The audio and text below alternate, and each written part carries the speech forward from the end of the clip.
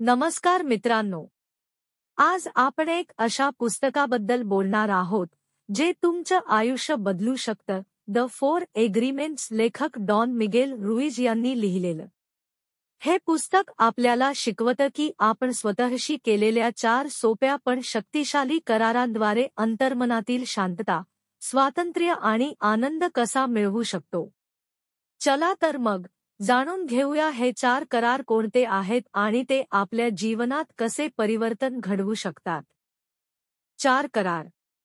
Don Miguel Ruiz यांचे four agreements हे एक पुस्तक आहे जे आपण स्वतःकडे आणि आपल्या सभोवतालच्या जगाकडे पाहण्याचा दृष्टिकोन बदलू शकतो. आपल्या सर्वांना हवे असलेले जादुई स्वातंत्र्य निर्माण करण्याची क्षमता त्यात आहे.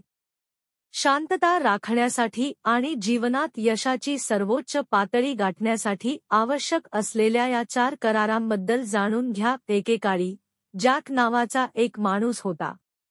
जॅककडे त्याने स्वप्नात पाहिलेले सर्व काही होते: उच्च पगाराची नोकरी, एक सुंदर घर आणि एक प्रेमळ कुटुंब. तथापि त्याचे परिपूर्ण जीवन असूनही जॅकला शून्यता आणि असंतोष जाणवत होता. एके दिवशी जॅकने त्याच्या व्यस्त वेळापत्रकातून विश्रांती घेण्याचा निर्णय घेतला आणि एका दुर्गम डोंगरावर प्रवास केला. तिथे त्याला एक वृद्ध भिक्षू भेटला जो वैयक्तिक स्वातंत्र्य आणि आध्यात्मिक विकासाचे जीवन जगत होता. भिक्षूच्या शांत वर्तनाने आणि शहाण्या शब्दांनी प्रभावित होऊन जॅकने तिथेच राहून त्याच्याकडून शिकण्याचा निर्णय घेतला. पुढील काही आठवड्यात जॅकला कळले की वैयक्तिक स्वातंत्र्य आणि आध्यात्मिक वाढ ही जास्त पैसे कमवण्याबद्दल किंवा मोठे यश मिळविण्याबद्दल नाही. ती बाह्य गोष्टींशी असलेली आसक्ती सोडून देऊन ध्यान, आत्मचिंतन आणि करुणेद्वारे आंतरिक शांती मिळविण्याबद्दल होती. जॅकने आपल्या दैनंदिन जीवनात या शिकवणींचा आचरण करण्यास सुरुवात केली तेव्हा त्याला त्याच्या दृष्टिकोनात मोठा बदल जाणवला. त्याला आता अधिक मिळवण्याचा प्रयत्न करण्याची आणि स्वतःची इतरांशी तुलना करण्याची गरज भासली नाही. त्याऐवजी त्याने जीवनातील साधे क्षण जसे की सूर्यास्त पाहणे किंवा कुटुंबासोबत वेळ घालवणे यांचा आनंद घेतला. शिवाय त्याला जाणवले की खरे स्वातंत्र्य बाह्य परिस्थितीतून नाही तर आतून येते. काही वर्षांनी जॅक त्याच्या व्यस्त जीवनात परतला, परंतु स्पष्टता आणि समाधानाच्या नवीन भावनेसह. त्याने शिकलेल्या शिकवणींचे आचरण चालू ठेवले आणि त्याचे जीवन त्याच्या आंतरिक अवस्थेचे प्रतिबिंब बनले: आनंद, प्रेम आणि अर्थपूर्ण संबंधांनी भरलेले. शेवटी जॅकला जाणवले की आपण स्वतःला देऊ शकणारी सर्वात मोठी देणगी म्हणजे वैयक्तिक स्वातंत्र्य आणि आध्यात्मिक विकास. जेव्हा आपण आपल्या अहंकाराच्या मर्यादांपासून स्वतःला मुक्त करतो आणि आपल्या ख्या स्वभावाशी जोडतो तेव्हा आपण शांती, समाधान आणि आनंदाचे जीवन अनुभवू शकतो. परिचय. आता आपण हे सर्व आपल्या आयुष्यात कसे अनुभवू शकतो? तर आज आपण डॉन मिगुएल रुइज यांनी लिहिलेल्या फोर एग्रीमेंट्स या अद्भुत पुस्तकाबद्दल बोलणार आहोत. हे पुस्तक भारतात वॉव पब्लिशिंगने प्रकाशित केले आहे, जे जगातील सर्वोत्तम पुस्तकांचे अनेक भारतीय भाषांमध्ये भाषांतर आणि प्रकाशन करते. या पुस्तकात आपण 4 करारांचा शोध घेऊ जे आपल्याला शक्तिशाली सवयी निर्माण करण्यास मदत करतात. हे 4 करार आपल्या जीवनाचे रूपांतर स्वातंत्र्य, खरा आनंद आणि प्रेमाच्या नवीन अनुभवात करू शकतात. हे पुस्तक आपल्याला आपल्या मनावर आणि जीवनावर अधिक नियंत्रण मिळविण्यास मदत करेल. हे पुस्तक आपल्या सर्वांना जगाने निर्माण केलेल्या आत्ममर्यादित समजुतींना तोंड देण्यास मदत करेल ज्या आपल्या आनंदाच्या आणि आत्मप्रेमाच्या इच्छांना अडथळा आणतात. 1997 मध्ये प्रकाशित झालेल्या या पुस्तकाच्या केवळ अमेरिकेत 9 दशलक्षाहून अधिक प्रती विकल्या गेल्या आहेत. जगभरातील 46 भाषांमध्ये त्याचे भाषांतर झाले आहे. 2001 मध्ये ओप्रा विन्फ्रेच्या शोमध्ये आणि 2013 मध्ये पुन्हा टीव्ही शोमध्ये प्रदर्शित झाल्यानंतर या पुस्तकाला लोकप्रियता मिळाली. या पुस्तकाने अनेक लोकांना प्रेरणा दिली आहे, ज्यात अनेक प्रसिद्ध लेखकांचा समावेश आहे. पुस्तक अधिक चांगल्या प्रकारे समजून घेण्यासाठी आपण या पुस्तकाची चर्चा 9 प्रकरणांमध्ये करणार आहोत. तर पुन्हा सुरुवात करूया. प्रकरण 1. टॉल्टेक म्हणजे काय? हजारो वर्षांपूर्वी संपूर्ण दक्षिण मेक्सिकोमध्ये टोल्टेक लोक पुरुष आणि स्त्रिया दोघांसाठीही ज्ञानाचे केंद्र म्हणून ओळखले जात होते. 10व्या आणि 12व्या शतकादरम्यान प्राचीन मेक्सिकोमध्ये टोल्टेक संस्कृतीची भरभराट झाली. एकाच वेळी एकमेकांशी बोलण्याचा प्रयत्न करणाऱ्या हजारो वेगवेगळ्या आवाजांच्या गोंधळाचे वर्णन करण्यासाठी त्यांनी टोल्टेक हा शब्द वापरला. मानववंशशास्त्रज्ञांनी टोल्टेक लोकांना एक राष्ट्र किंवा वंश म्हणून वर्णन केले आहे. परंतु टोल्टेक हे प्रत्यक्षात शास्त्रज्ञ आणि कलाकार होते ज्यांनी प्राचीन लोकांचे आध्यात्मिक ज्ञान आणि पद्धती शोधण्यासाठी आणि जतन करण्यासाठी एक संस्कृती निर्माण केली. त्यांना गुरु म्हटले जात असे. ते मेक्सिको सिटीच्या बाहेर पिरॅमिड्सचे प्राचीन शहर, माणसे देव बनतात असे ठिकाण म्हणून ओळखले जाणारे टिओतिहुआकान येथे विद्यार्थी म्हणून एकत्र आले. 4 करार. टॉल्टेक बनण्यासाठी 3 कौशल्ये आवश्यक आहेत. प्रथम, तुमच्या जाणीवेवर नियंत्रण. याचा अर्थ तुम्हाला तुमच्या सर्व शक्यतांसह तुम्ही खरोखर कोण आहात याची जाणीव असणे आवश्यक आहे. दुसरे, बदलावर मात करण्यास सक्षम असणे, म्हणजे कसे बदलायचे आणि स्वतःला वर्चस्वापासून कसे मुक्त करायचे. तिसरे, हेतूवर नियंत्रण. टोल्टेकच्या दृष्टिकोनातून हेतू म्हणजे जीवनाचा तो भाग जो आपल्याला ऊर्जा देतो. जेव्हा आपण आपली सर्व ऊर्जा वापरायला शिकतो तेव्हा आपण देवाची शक्ती अनुभवू शकतो. हेतू म्हणजे परिस्थितीशिवाय जीवन जगणे, म्हणूनच हेतूवरील नियंत्रणाला प्रेमाचे प्रभुत्व असेही म्हणतात.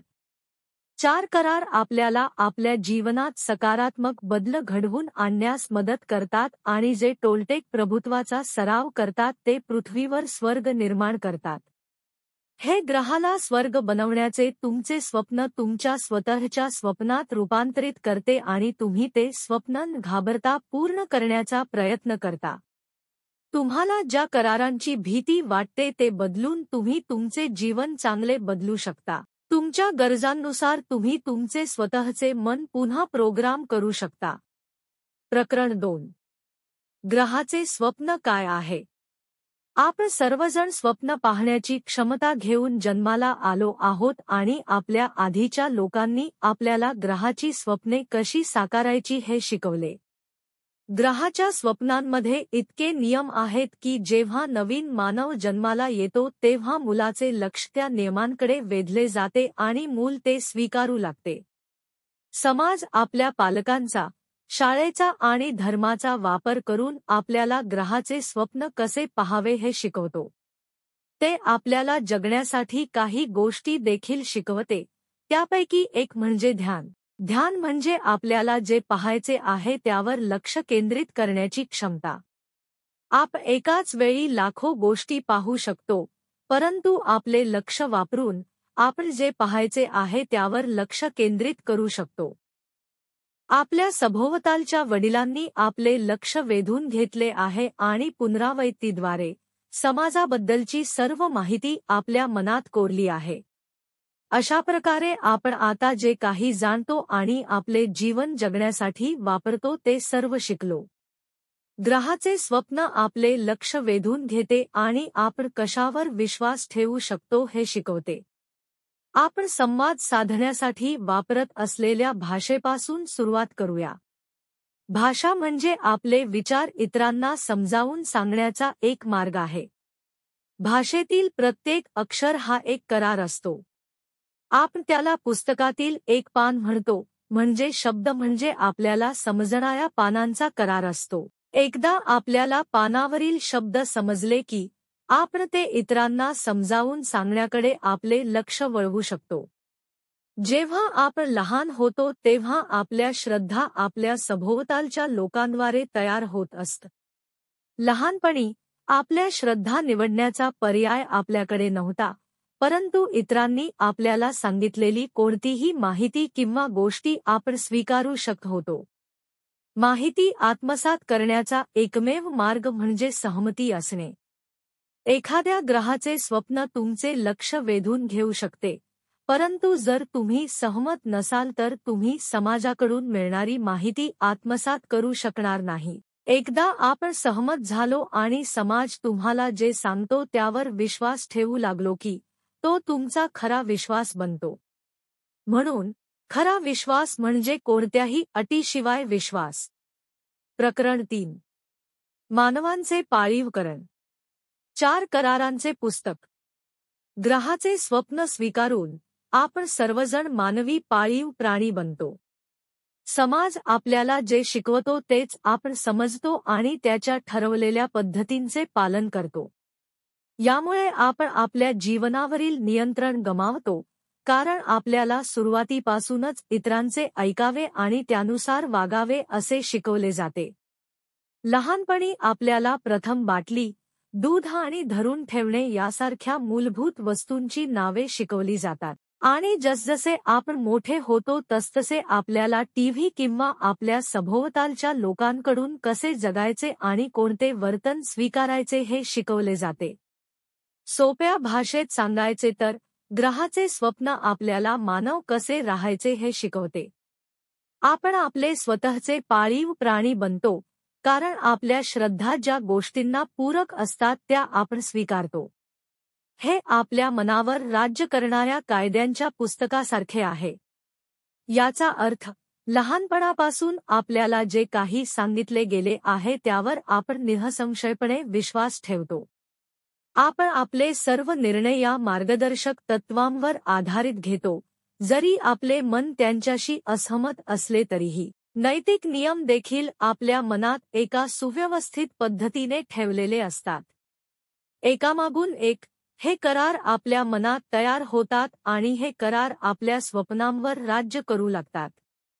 ज्याप्रमाणे सरकारकडे ग्रहाच्या स्वप्नांना नियंत्रित करणारे नियमांचे पुस्तक असते, त्याचप्रमाणे आपल्या श्रद्धा आपल्या वैयक्तिक स्वप्नांना नियंत्रित करणारे नियमांचे पुस्तक असतात.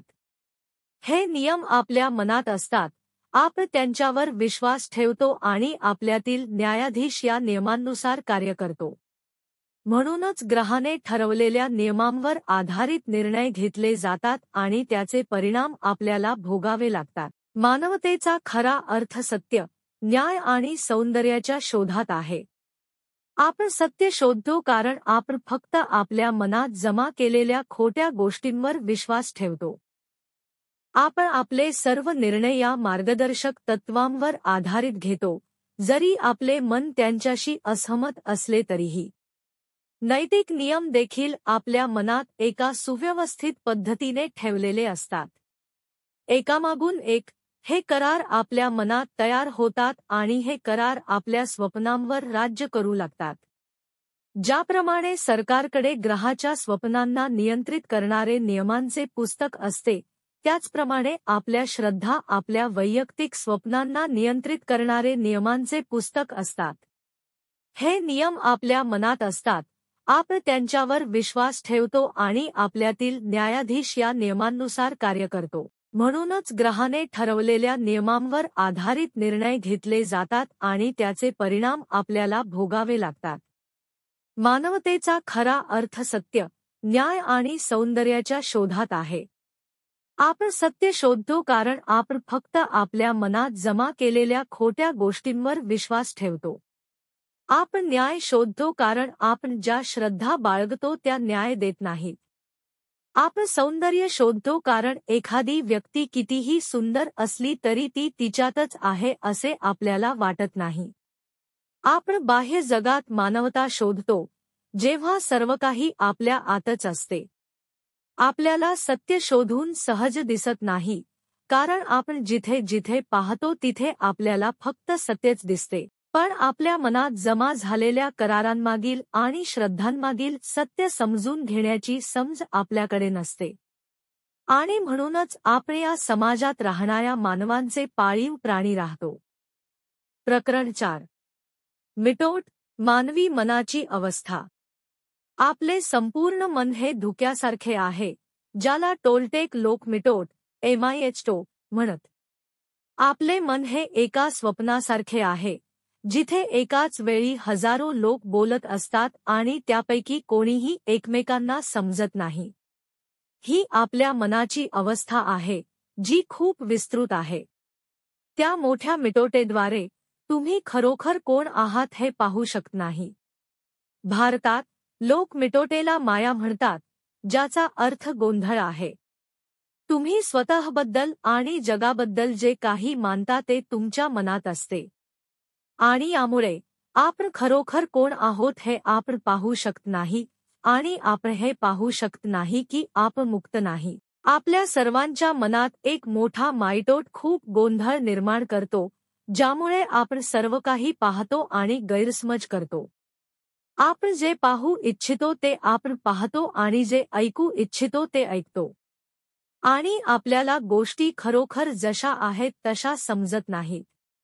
उदाहरणार्थ, कल्पना करा की तुमचे मन एक संगणक आहे आणि तुमच्या विचारांची तुलना संगणकाच्या व्हायरसशी करा, ज्यामुळे संगणकाचे नुकसान होते. कारण संगणक आणि आपले मन चुकीची माहिती गोळा करत आहेत, जी आपल्या मानसिक आरोग्यासाठी हानिकारक आहे. चुकीची माहितीचा एक छोटासा तुकडा देखील लोकांच्या संवादाच्या पद्धतीत व्यत्यय आणू शकतो.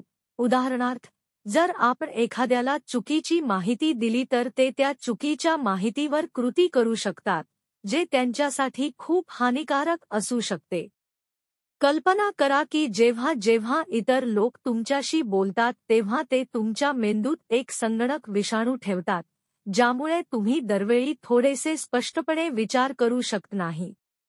मग कल्पना करा की तुमचा गोंधळ दूर करण्यासाठी किंवा थोडा आराम मिळवण्यासाठी तुम्ही दुसऱ्याशी बोलता आणि हा विषाणू त्यांच्यापर्यंत पसरवता. आता कल्पना करा की ही पद्धत पृथ्वीवरील सर्व मानवांमध्ये कधीही संपणारी साखळी म्हणून सुरू आहे आणि शेवटी चुकीच्या माहितीने टिकून राहिलेले एकमेव जग उरले आहे.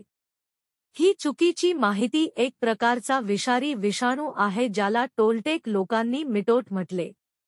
या प्रकारची चुकीची माहिती टाळण्यासाठी स्वतःशी हे 4 करार करा. प्रकरण 5. पहिला करार, तुमच्या शब्दांनी निर्दोष रहा. पहिला करार हा सर्वात महत्त्वाचा आणि करणे सर्वात कठीण आहे. हे इतके महत्त्वाचे आहे की या पहिल्या कराराद्वारेच तुम्ही अस्तित्वाच्या त्या पातळीपर्यंत पोहोचू शकता ज्याला लेखक पृथ्वीवरील स्वर्ग म्हणतो. पहिला करार म्हणजे तुमच्या शब्दांमध्ये निर्दोष असणे. शब्द हे आपल्याला वाटते त्यापेक्षा जास्त शक्तिशाली असतात. ते मानके, संकल्पना, नातेसंबंध आणि विश्वास निर्माण करण्यासाठी आवश्यक असतात. तुम्हाला हानी पोहोचवू शकेल असा गोंधळ निर्माण होऊ नये म्हणून स्वतःवर किंवा इतरांवर ते वापरताना अत्यंत काळजी घ्या. फक्त तुमच्या स्वतःच्या फायद्यासाठी असलेल्या गोष्टी बोलण्याची सवय लावा आणि जर तुम्हाला काही शंका असेल, म्हणजेच तुम्हाला काहीतरी चुकीचे वाटत असेल तर कोणालाही सांगू नका. जर तुम्हाला मुक्त व्हायचे असेल, जर तुम्हाला आनंदी व्हायचे असेल आणि जर तुम्हाला अस्तित्वाची पातळी म्हणजेच नरक ओलांडायचे असेल, तर तुम्ही स्वतःशी हा पहिला करार केला पाहिजे. तुमच्या शब्दांद्वारे तुम्ही तुमची सर्जनशील शक्ती व्यक्त करता. शब्द हे तुमचे सर्वकाही संवाद साधण्याचे एक साधन आहे.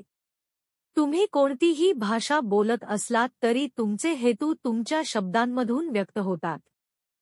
तुम्ही काय स्वप्न पाहता, तुम्हाला काय वाटते आणि तुम्ही खरोखर कोण आहात हे सर्व तुमच्या शब्दांमधून व्यक्त होते. म्हणून तुम्ही बोलताना कोणत्या प्रकारचे शब्द वापरता याची काळजी घ्या. तुमच्या शब्दांमध्ये निर्दोष असल्यामुळे तुम्ही तुमची ऊर्जा प्रभावीपणे वापरू शकता, म्हणजेच तुम्ही तुमची ऊर्जा सत्य आणि आत्मप्रेमाकडे वळवू शकता. जर तुम्ही तुमच्या शब्दांमध्ये निर्दोष राहण्याचा करार केला तर फक्त त्या हेतूने तुम्ही सत्य मिळवू शकता. लक्षात ठेवा, फक्त सत्यच आपल्याला मुक्त करू शकते. तुमच्या शब्दांची अचूकता तुम्ही तुमच्या स्वतःच्या प्रेमाच्या पातळीवरून मोजू शकता.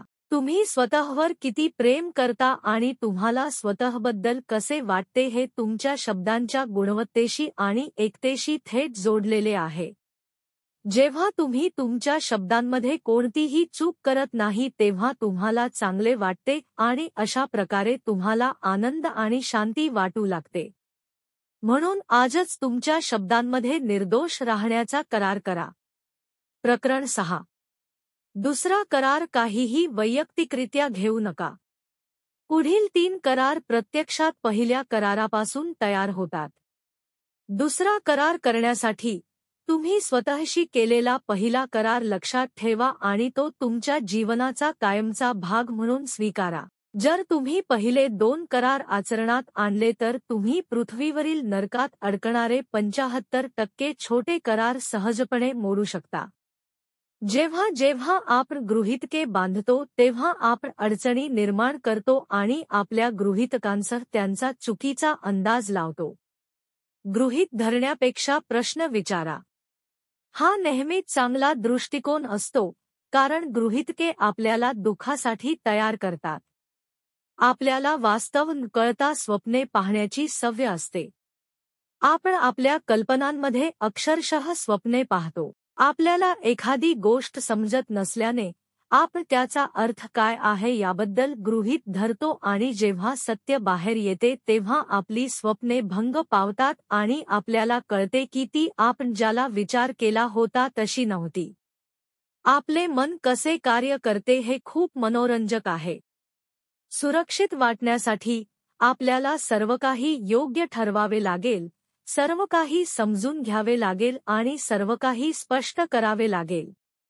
आपल्याकडे लाखो प्रश्न आहेत ज्यांची उत्तरे आपल्याला जाणून घ्यायची आहेत, कारण अशा अनेक गोष्टी आहेत ज्या आपले तडजोड करणारे मन स्पष्ट करू शकत नाही. उत्तरे बरोबर असण्याची गरज नाही, परंतु केवळ उत्तरेच आपल्याला सुरक्षित वाटू देतात, म्हणून आपण अनेकदा अंदाज लावतो.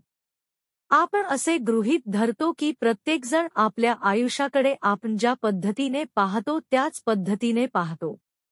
आपण असे मानतो की इतर खरोखर आपण जे विचार करतो तेच विचार करतात आणि आपल्याला जे वाटते तेच त्यांना वाटते. आपण ज्या पद्धतीने न्याय करतो, ज्या पद्धतीने आपण गैरवर्तन करतो आणि ज्या पद्धतीने आपण गैरवापर करतो, इतरही तेच करतात. पण हे खरे नाही. खरे प्रेम म्हणजे इतरांना जसे आहेत तसे स्वीकारणे. आणि हीच एखाद्या व्यक्तीला मिळू शकणारी सर्वात मोठी ओळख आहे. ज्या दिवशी तुम्ही गृहीत धरणे थांबवाल, त्या दिवशी तुम्ही भावनिक प्रतिक्रियांपासून मुक्त होऊन स्पष्ट आणि संक्षिप्तपणे संवाद साधू शकाल. गृहीत धरणे तुमचे शब्द निर्दोष बनवते, म्हणून गृहीत धरू नका. प्रकरण 8. चौथा करार, नेहमी तुमचे सर्वोत्तम द्या, जीवनात अंमलात आणाल. 4 करार पुस्तक पुनरावलोकन. डॉन मिगुएल रुईज यांचे 4 अग्रीमेंट्स हे वैयक्तिक स्वातंत्र्य आणि आनंदासाठी एक परिवर्तनकारी मार्गदर्शक आहे. फक्त 100 पानांमध्ये रुईज 4 करार सादर करतात जे आपण स्वतःकडे आणि आपल्या सभोवतालच्या जगाकडे पाहण्याचा दृष्टिकोन बदलू शकतात. हे करार म्हणजे तुमच्या शब्दांमध्ये निर्दोष असणे, वैयक्तिकरित्या काहीही घेणे, कोणतेही गृहीत धरू नका आणि नेहमीच तुमचे सर्वोत्तम प्रयत्न करणे, प्रामाणिकपणा आणि आनंदाचे जीवन निर्माण करण्यासाठी सखोल अंतर्दृष्टी देतात. रुईसचे संक्षिप्त आणि सखोल ज्ञान वैयक्तिक वाढ, आत्मनियंत्रण आणि आध्यात्मिक ज्ञानासाठी एक व्यावहारिक रोडमॅप म्हणून काम करते. हे पुस्तक आंतरिक शांती आणि मुक्ती शोधणाऱ्या प्रत्येकासाठी वाचलेच पाहिजे. धन्यवाद. तर मित्रांनो, हे होते द 4 एग्रीमेंट्स या पुस्तकातील 4 अद्भुत जीवनाचे करार. जर आपण हे करार आपल्या रोजच्या आयुष्यात पाळले, तर आपल्याला केवळ यशच नाही तर मन, शांती आणि आत्मविश्वासही मिळतो. जर तुम्हाला हा व्हिडिओ आवडला असेल, तर नक्की लाईक, शेअर आणि सबस्क्राईब करा माझ्या मराठी बुकट्यूबर चॅनेलला. आणि कमेंटमध्ये सांगा, या 4 करारांपैकी कोणता तुम्हाला सर्वात जास्त भावला. पुन्हा भेटूया अशाच एका प्रेरणादायी पुस्तकासोबत.